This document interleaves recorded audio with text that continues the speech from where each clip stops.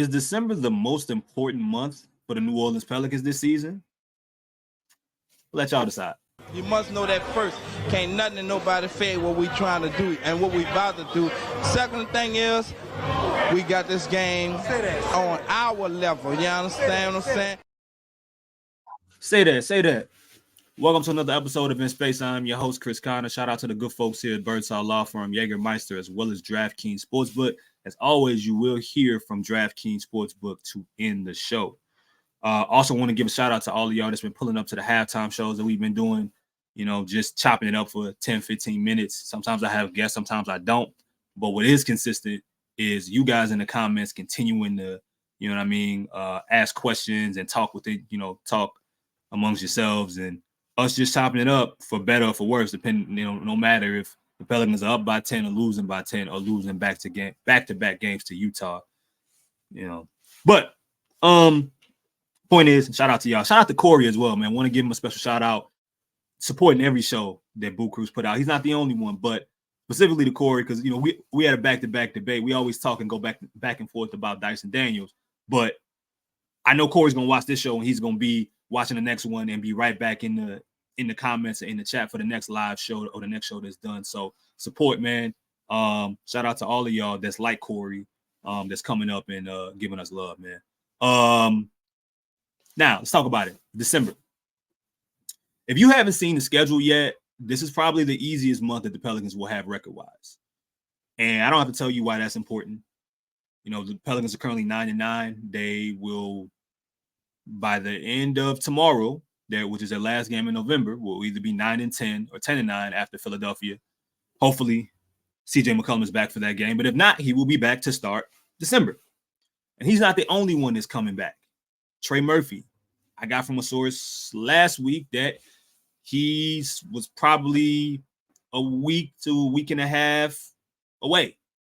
So if CJ's back tomorrow, Trey will be returning shortly after him. I don't know when, but maybe if Houston loses tonight, could be as soon as the in-season tournament games, which will be interesting, or the next round of the in-season tournament games.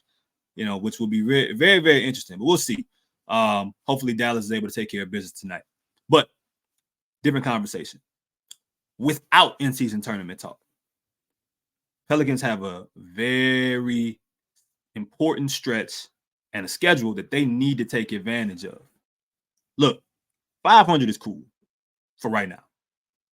They've lost some games that they should have won. If they're 500 right now, and at the end of the season they finish 10 games over 500 or 15, you'll take it.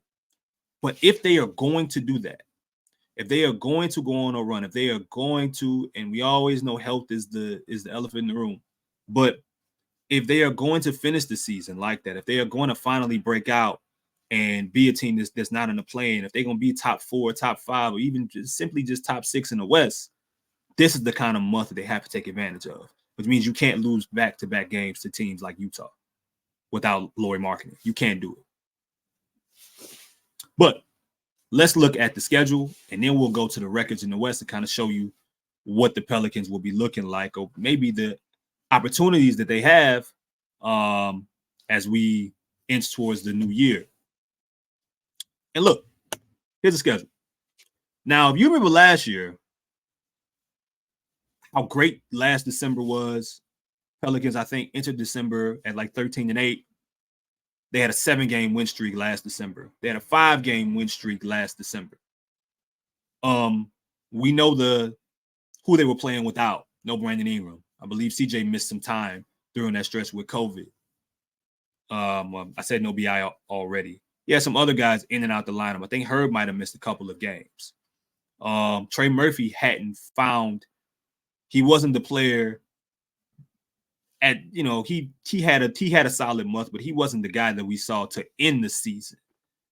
We were going through issues with Jonas, but there were different players that were different role players that were stepping up each and every game. Jose Alvarado one night, Najee Marshall, the next, Larry Nance, list goes on and on. But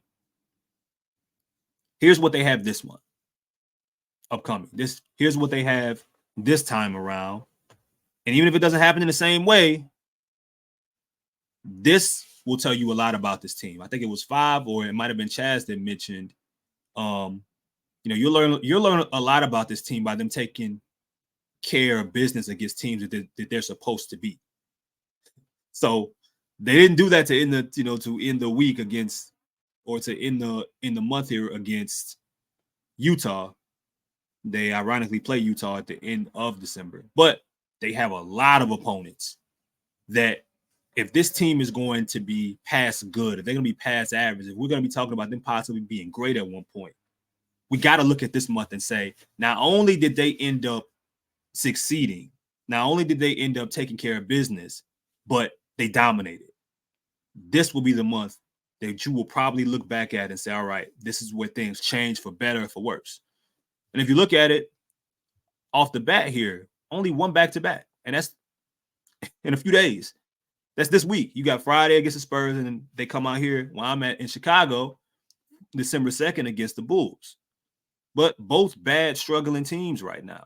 So let's say Zion Williamson misses Saturday, which is kind of fits what they've been doing. But let's say he misses Saturday. Now, of course, there's that gap between the 2nd and the 11th in-season tournament.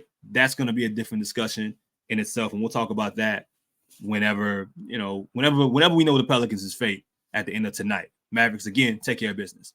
But then you look here. You got another game against the Timberwolves.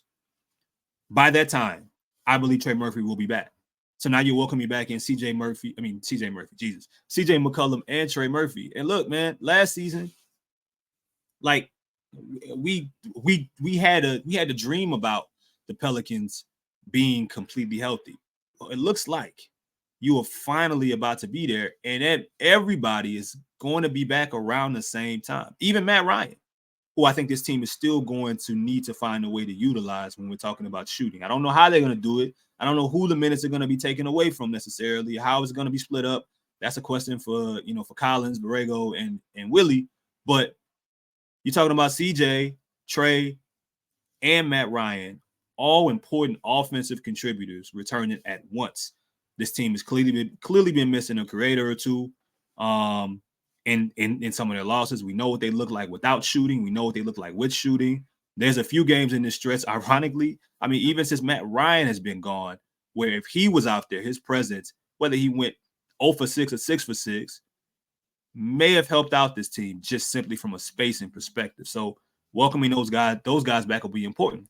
But then welcoming them back while the coaching staff is working through how they want to run these rotations night to night. What are they going to do with the backup 5? Are they going to go back to running more sets with more lineups when the team is healthy, with Zion at the small ball 5? Where you see Herb?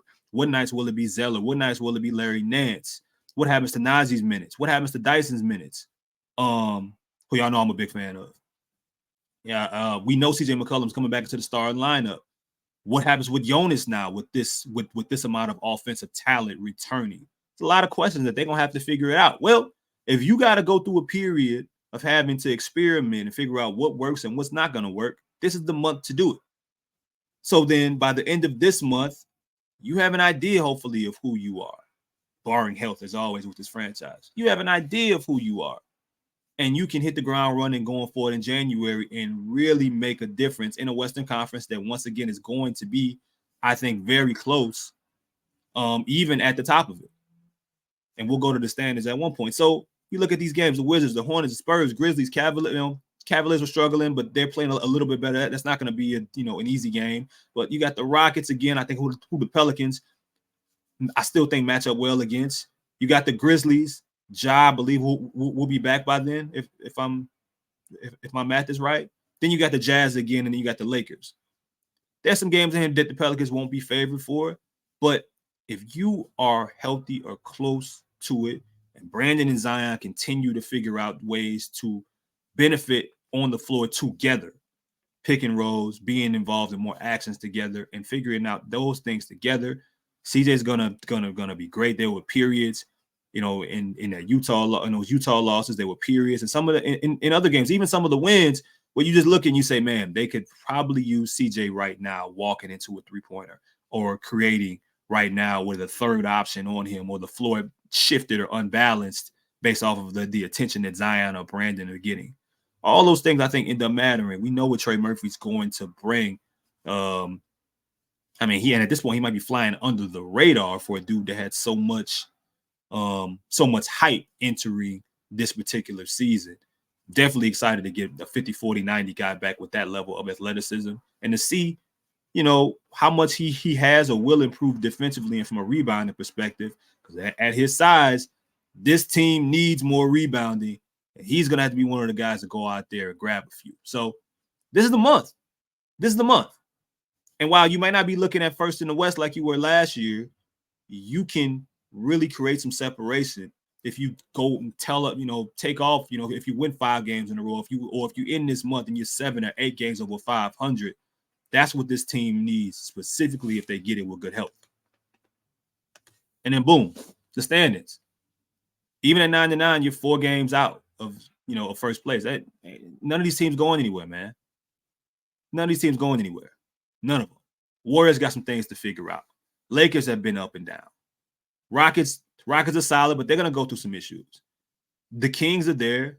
You just beat the Kings back-to-back, so you know what's there.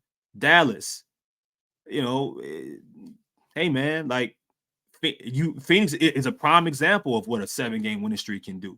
They were right around where the Pelicans were a couple weeks ago. Now look at them now, 7 straight. They're right there. 4th place in the West, a game and a half out of first. Everything is within reach. And even earlier in the season, I think this is the foundation, or this lays the foundation for what this team needs to be or what they're going to do if they want to be a great team. If they just want to be an average team, yeah, be 500 entering, finishing the rest of this month.